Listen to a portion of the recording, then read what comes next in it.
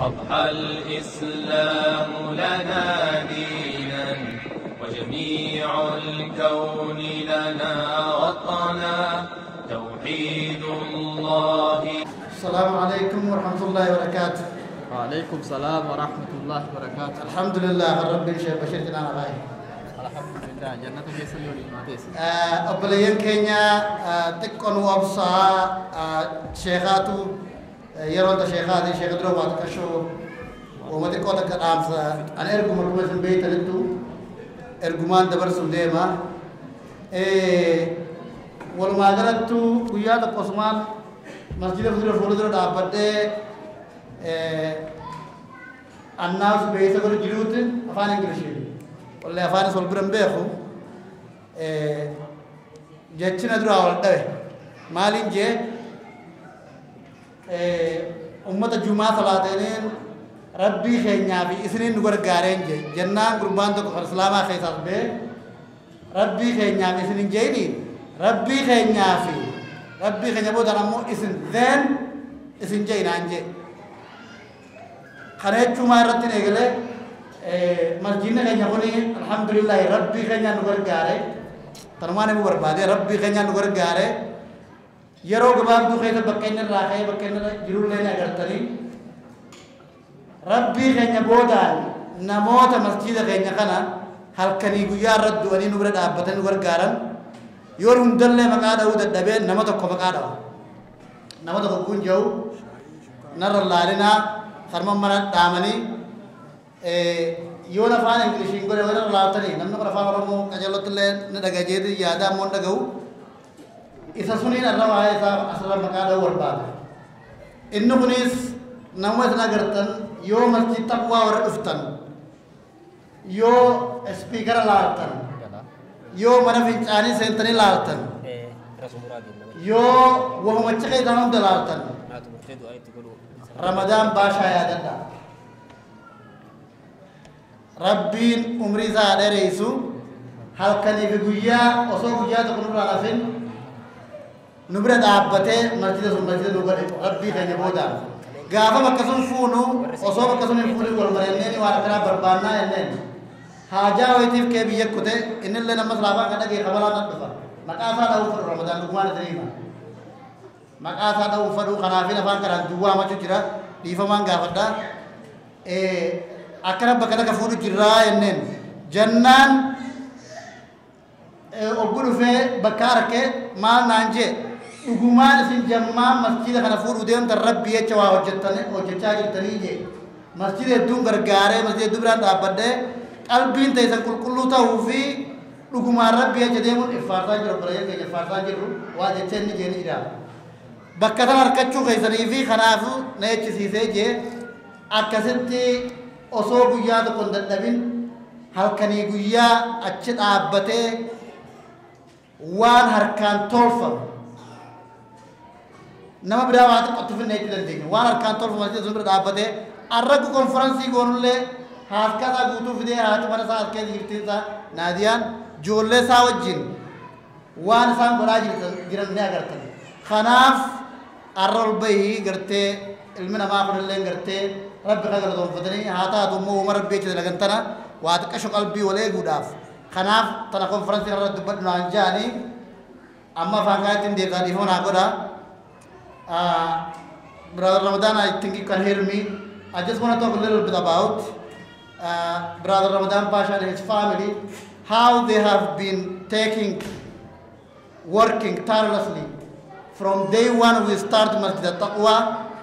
I cannot name each of anything Ramadan did for us, for sake of Allah. He didn't do for us, he did for sake of Allah. When he works, in the morning he drops his children at school, he comes there, he leaves at 3, but not only him, all his family were there to help this Masjid Al-Taqwa. I said to him, or some other people from Masjid Al-Taqwa said, Ramadan, you need to go home because you work from morning up to night. You need to go home, your family is waiting you. And he said, just make dua for my family. This is his answer. Just make dua for my family. So today, we cannot thank you, Ramadan, behalf of Masjid Taqwa, your family. We,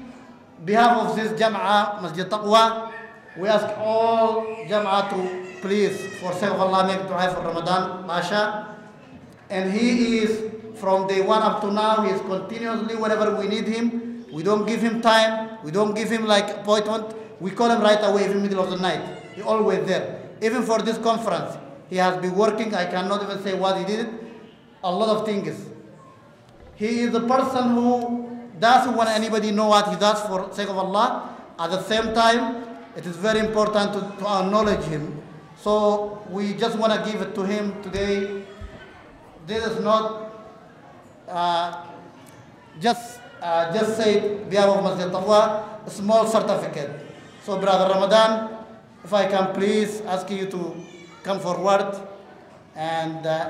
take this little certificate from us for you and for your family. Takbir. Takbir.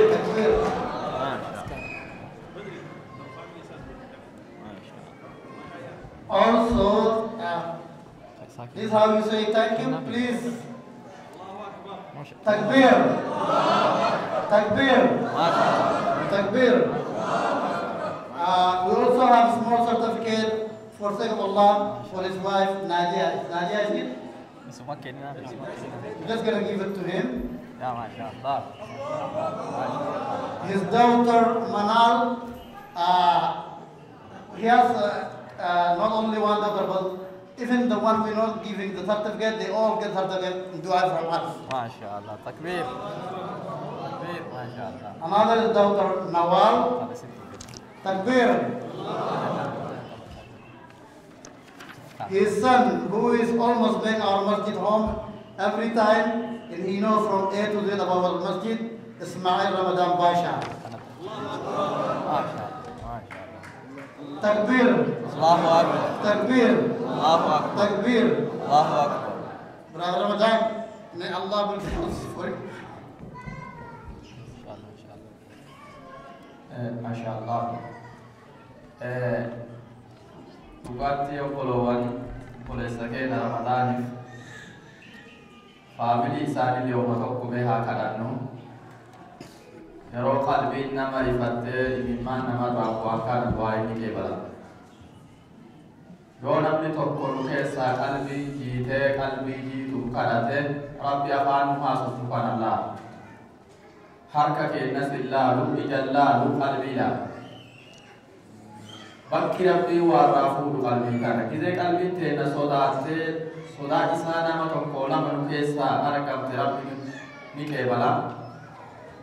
Duuba guyyaa qiyaamaa Nabi Muhammad asarri tokko ka isaanirraa sabatee jira. ينادي الله تبارك وتعالى يوم القيامة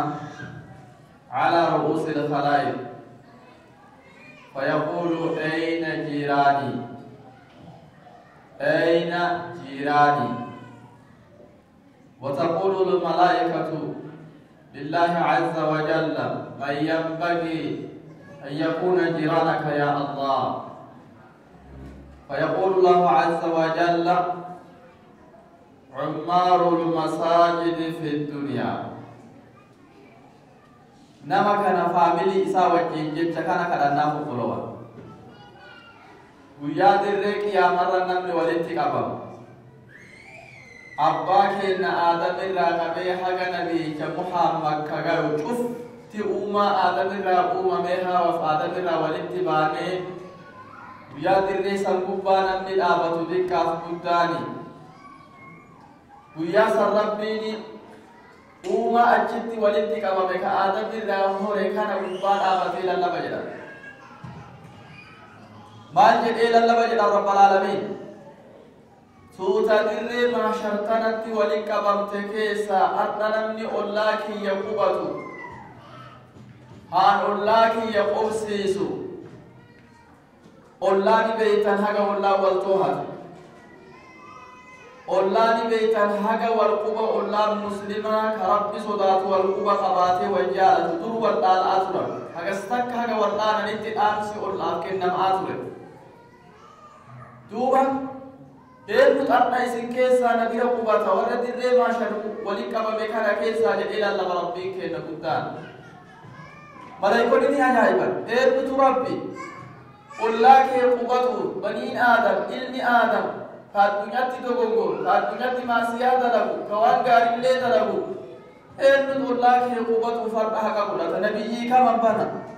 أنبيوتا كمان بنا شهيدي كمان بنا نما كيري إذا لقطات ركام جدا فكل دبن رب العالمين رب الأول نما منا الدنيا كيسا مسجدنا جرا جسآت رين قبرون لسول الله كي يقبطي ملكية الدنيا كيسا نقوبة قباتني الله كي يقل جيسان توهدس إلى ربين نقوبة قبول سانت الله كي يقبطا جدين ميرا مداني فاميلي ساني وجه الله ربي حقوسيس ميجرانا الله ربي تي بدابر رب العالمين نقومي كان خخلائك كان أومي كان الله إساء قبطو ججو وان تبآتمي الله إساء الله رب العالمين ما شاء الله أمامي وتكلم رب يجي وما إن شاء الله الله رب العالمين رب نوها قبسيسو الله نبي محمد رب نوها قبسيسو الله صحابة رسول رب نوها قبسيسو الله نمكرا ربي كيسا وريقا مي رب نوها قبسيسو من ربي إجاري أبوليس كينكو يرو إفي كيني ogummaa ifii kenne abboo mana isaa addunyaa rabbi isaanii haa ijaaru maatii isaanii rabbiin nagaya haa godhu abboo maatii isaanii waan rifachiisu waan naasisu diinan wa duniyaa keessatti rabbi hijaaba isaanii irraa haa godhu umrii barakaa rabbiin haa godhu nama torbatu gaaddisa arshii jala dhaabata guyyaa qiyaamaa torban keessaa tokko nama qalbiin ganama galagala masjidatti rarraatu masjida keessaa maaltu hammaad masjida keessaa maaltu hirdhate masjidni kun maal fedha warra jedhu sani gaaddisa arshii jala faamilii isaanii wajjiin rabbi haa dhaabu yaa rab guyyaa gaaddifni hin jirre san gaaddisa kan kee malee kadhannee fi obboleessa keenna kana faamilii wajjiini mana rabbii kana qaawa akka inni argamu akka mana rabbii kanatti qoofni tokkoon argamne akka mana rabbii kana ir'uun takkattiin argamne badantii godhee dalage yaa rabbii kiyya bakka takkaan oowwa dirree maashaniif jahannamillee ittiin argamsiisini ahla jannaa yaa rabbi nu godhi rabbi irraa haa jaalatu dhugatti dalagaa obboleessi keenna dalage nu warri masjidu tawfii ka'amata kudhaniif wahi masjida oofa'aa jirru waan obboleessi keenna masjida taqwaa keessatti dalageen qabnu ganama kana moo kalee ganama waan hikmaa takka Sheekh Yusuf xiinxalanii saaxinii guddoo takka tahulaa dura dhaabattu furdoo sibiilaa takkatu jira saaxinii tana gubbatu waan hedduu katabaa qaba maal jetti sadaqaa tatawwu'aa sadaqaa nama wakkanaan ifirraa kennu jetti sadaqaa madrasaaf jedhee namni kennu jetti sadaqaa zakaa jedhee namni kennu jetti sadaqaa fitriif jedhee namni kennu jetti saaxinii takka maallaqni kun walitti dhufu marrinu fi saaxinii tun takka gubbatti qoran waan kanarraa ajaa'ibne irraa haasofne waan amma miila kana tiivii waan masjida keessaa deemu mul'isu kana masjidni dilbiinu masjidni as dura amata digdama tajaajila kennuu hin qabu kana mara rabbiin obboleessa keenya masjida kana guddisee waan markasni biraa amata dheeran itti ga'e waggaa tokko keessa sababa obboleessa keenyatiin itti wanni kun mar'uu taate akkuma mana rabbii bareechisetti imaana rabbi isaan haa bareechisu akkuma mana rabbii bareechisen riskii halaalatiin rabbi haa bareechisu akkuma mana rabbii bareechisetti rabbiin jaalala ifiitiin keessaaf duuballee isaan haa bareechisu baarakallahu fiikum asumatti dhaabee inshaallahu isaan yoo ta'a jedhillee baarakallahu أما ما قرتني كانوا في ربي قديم قرتني إن شاء الله كذا جاي أما نتبجح بانا اتعاذ الله جزاك الله خير بارك الله فيكم أصورنا زرع الجنبونة نما هدوك جماعة مكان داين سنلة قرتي ربي برتي جزاك الله بيعه ملوفي تقوم كا أحمد جليل سرور جل أبد جرا بلي تكني أخبار الله تلهم بيرو هل كني بيا هل كني جنابه rabbumaaf jedhanii akiraa barbaanna jedhanii hiree tanatti seenan hiree irra gaarii masjida rabbii bu'uura godhu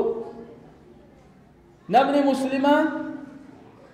kalbuniyaan nabi muhammad muslima yoo misaala godhanii akka jaarmaya mana kanaati jedhan jaarmaya mana kanaa gartuu manni kun waa tokko irraan ijaaramne dhagaatu keessa jira sibiila keessa jira mukatu keessa jira waan adda addatu keessa jira manni kun wal ijaaree gaaddisa adha nuu tahee jireenya keenya itti geeggeeffannee aduu dhoowwee rooba dhoowwee isloo namarraa qabee bubbee namarraa qabee rakkoo namarraa qabee manni kun mana bareedaa tahee kunoo tajaajila kennu jira muslimni nabi muhammad akka jaarmayaati nuun jedhan yashuddu ba'duhu ba'da jaarmayni kun gariin isaa garii jabees walindiib jaarmayni kun dhagaan wal baatuu danda'e dhagaan kun sibiila fi mukaan walit dabalamee wal baatuu danda'e dhagaa inni yeroo tokkoomi hanga manni kun jiru u'uu osoo jedhin wal baate wal jabeesse bu'aa kenne bu'aa kanarratti akka rabbiin itti uumetti kunoo namni irraa jiraatu jira bolowwan isin dura deeman kana rasuulli mu'minni wal jabeessa akka jaarmayni wal jabeessutti uballee akkana wal keessa diranii sahaabaa milikkita agarsiisan akkanatti wal jabeessa jedhe nama jarritun obbolowwan nama jireenya qabu nama akka keenna kana lafa alaa tana keessatti biizin harkaa qabdu namoonni kun rabbiif jedhaniif qabanii hawaasa yoo akkanatti bira isin dhaabbattanii dhugaan isaan boodan yoo rakkoon tokko isinit argame isin booda jirra jechuu keessan akkanatti namni arguu ni gammada akkuma itti jirtan kanatti bolowwan keenna kana bira haa dhaabannu amaanaa sana isinit dhaaman yaa muslima bira dhaabanna akka misaalatti jama'atul ansaar dubartiin tuni an bakka takkallee konferansii gabaabduu takkallee taatu deddeemi ameerikaa keessa fi hiree biyya kanaadatiif awustiraaliyaallee ummata keennan dubbadhee rabbiin hiree sanillee warra qoodeef keessa jira dhihana lama nyaatan hin garre bishaan akkanatti dhugan kan hin garre nullee minisootatiin qabna sunuu akka misaalaa osoo godhee ni geetti takkuma nyaanna dhihana zuhurii nyaatee asraa duuba nyaatee asraa duuba itti galgalallee itti deebi'ee dhihanuma hagana ga'u akka jama'atul ansaartu masjida kana maddii dhaabbattee misaala tahanii obbolowwan marri keessan qooda qabdan masjida kana keessa masjidni kun waan isin bu'aa buuftaniiftu jira namni isin keetta taa'u kun ka masjida kanaa bu'aa buufne tokko nu jiru dhuftanii masjida yoo laaltan bu'a hakka dubartiin tun bira dhaabatte dhihana kana waan taphaatimi woma akkanaatu garre haqiiqatan dhihana yeroo lamaa sadi nyaatan irra deebi'ee jedha mee dubartii teenne tanallee du'aayii isaanii kadhan akkuma warra sadii kadhannetti jama'atul ansaarii kana maqaa bareedaa baafatanii isaanillee harka rabbi jala ol fuune fi abboo kheyrii nabi muhammad kadhate maraa jama'atul ansaarii rabbi walitti haa qabu kheyrii nabi muhammad bultii keessatti kadhatan cufaa rabbi isaanii walitti haa qabu kheyrii ilmaanii kheyrii fayyaa kheyrii qabeenya kheyrii rahima gaarii kheyrii ollaa gaarii kheyrii ilmii gaarii kheyrii taqwaa gaarii maraayyuu abboo rabbi isaanii walitti haa qabu hamtuu nabiyyichirraa yaa rabbi na tiksi jedhanii kadhatan kanuu arraba keennan itti gayuu hin dandeenye ka rasuula rabbiin barsiisuun gubbatti rabbiin gubbaa isaatii tahee barsiisu waa hedduu kadhatan sani waa hedduurraa maganfatan sani hamtuu san maraa rabbi isaanirraa haa qabu duuba isin hawaasni illee jedhana haa dhaabannuu maddi markazni kuni nu qaba markazni kun nama rabbitti amane qaba nama tokkorratti hin eeynu isaan qofarratti hin eeynu qoonni kiyya maal tahe haa jennu obbolowwan islaama nurra jira qoonni kun maal tahe wanni an masjida kana keessaa qabu yoo ardha dhugaanii yoo har'a dhugaan gama aakiraa deemaa jechuun dhufte mee masjida kana keessaa qooda maal qabda yoo rabbiin nuun jedhe qooda qabnu haa yaadannu nu marru obbolowwan qooda tokko tokkoon qabaatuu qabna laan namni waan goone hin jiru gariin qulqulleessuu dandaya gariin barsiisuu dandaya gariin sadaqaa jum'aa walitti qabuu dandaya gariin koompitara dandaya gariin madrasaa xixiqqoo barsiisuu dandaya gariin dubartii barsiisuu dandaya gariin bishaan waraabuu dandaya gariin waa hedduu kunoo akka kinniisaa marrinuu bobba'anii daa'ima bareedaa san kinniifni laafan kun uumee muslima addunyaarra jiruu fi ka musliman tahin illee daa'imarraa nyaatu jiru yoo laalan kinniis wama gabaabaa tokko ammoo tuuta walit dhufee daraara adda addaa muqatanii deebi'anii waan bareedduu takka gadi baasan jabaadhaa obbolowwan isaan bira dhaabadhaa masjida rabbii kana bira dhaabadhaa isaan booharsa inshaa Allahu